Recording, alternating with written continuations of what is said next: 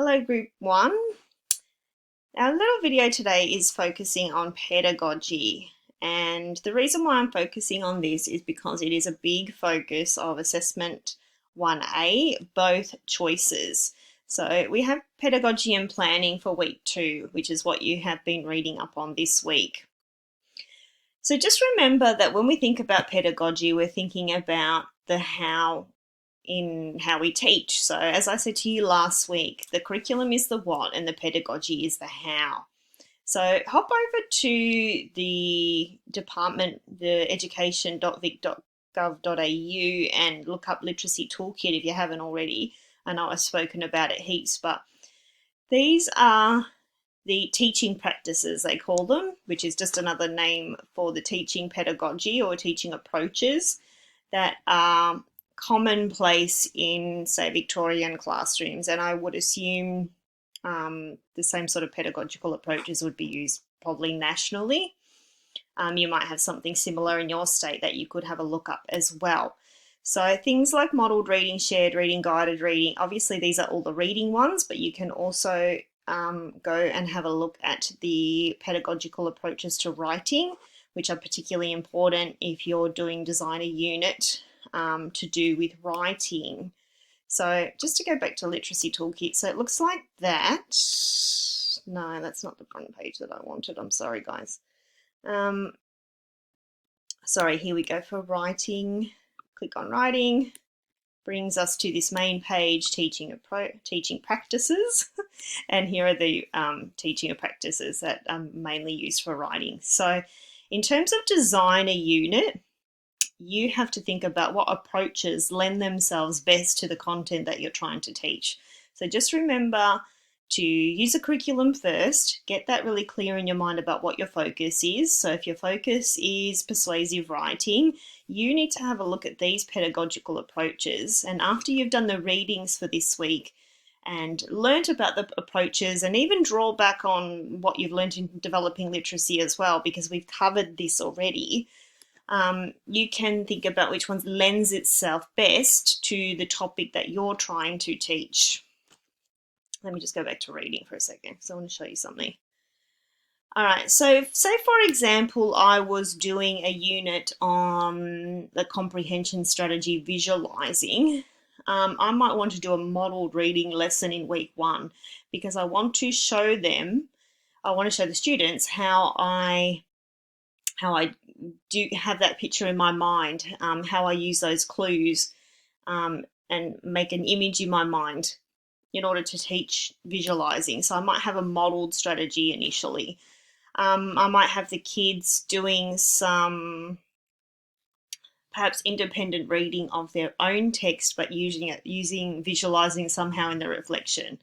So I need strategies that lend themselves well to what my focus is. For example, if your focus was something perhaps that was to do with decoding or some sort of phonemic awareness, say especially if you're going with a grade 2 in the younger years, you wouldn't then choose reciprocal teaching as your teaching practice because they don't align. Reciprocal teaching is predominantly an upper school, middle school approach because it focuses on comprehension, and it's quite tricky because a lot of the onus is put back onto the students. They have particular jobs to do, and particular roles they have to carry out in terms of clarifying and justifying. They're all high-end, high-order skills. So it wouldn't be appropriate in a year 2 class, especially if you're focusing on punctuation or something like grammar, which has nothing to do with comprehension. We wouldn't be choosing that particular strategy. So when I ask you, do your pedagogical strategies align with the content that you're trying to teach, that's what we mean. So these are all the strategies here. You'll remember from the flipped collab that I said that not all your pedagogical strategies have to just be teaching literacy based. So it could be things like collaboration or visual thinking strategies or other things as well. So I'm just showing you some. Let's have a look at the unit that you need to evaluate. So in terms of pedagogy here, It's quite repetitive. I'm not a big fan of this unit, as you can tell, which is why I don't mind you being quite scathing when you do your evaluation. There seems to be a lot of, let me go back to the first or second one. There seems to be a lot of shared reading with not much follow-up of any other sort of pedagogical practice, and there's very limited, I think, independent reading, I think, is not mentioned really at all. So you could say that there was a lack of connection but from the shared reading, because there's always a suggestion of shared reading that's not really followed up very well. Usually it ends up having the kids do something rather than actually read themselves. My big thing is that if it's a reading lesson, the kids should be reading the whole time or most of the time. You want them to be practicing that skill, not writing and not doing other stuff. If it's a writing lesson, you want them writing. Obviously, we need to teach them skills and we get them to practice certain things, but just remember what the focus is.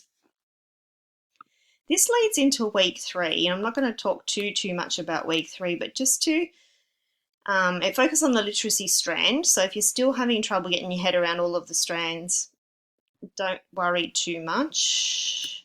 When we start our week 3 activities, just remember that obviously it says level 4 or level 6, but I'm actually not too fussed which level you'd like to choose. You can really go from level 2 upwards. You need to choose some content descriptors. It gives you something to focus on here, and you're going to have a little practice of what you would do, particularly if you're choosing design a unit. So remember how I said that you start with a curriculum first and then you give some ideas on how you could teach that content. Have a look at my what's it called, Springboard, because I give you an idea on how to do that. So this is my introduction. So make sure you have a look at this bit here, because I've got so I've taken some content descriptors. So one in particular was about drawing on personal experience and making connections. And this is how I did it in my classroom. And I've got you some examples there from the Sweetest Fig and how we taught that. And we used really good mentor texts and really explicit teaching there. That is the focus for week 3. I'll see you in the week 3. If you've got any ideas on what you'd like me to make a video about next week, make sure you let me know. I always do a poll in the middle of the week. You guys let me know what you need, and I'll see you in the DB. Oh, and the interactive collabs as well are this week. So I hope to see you there.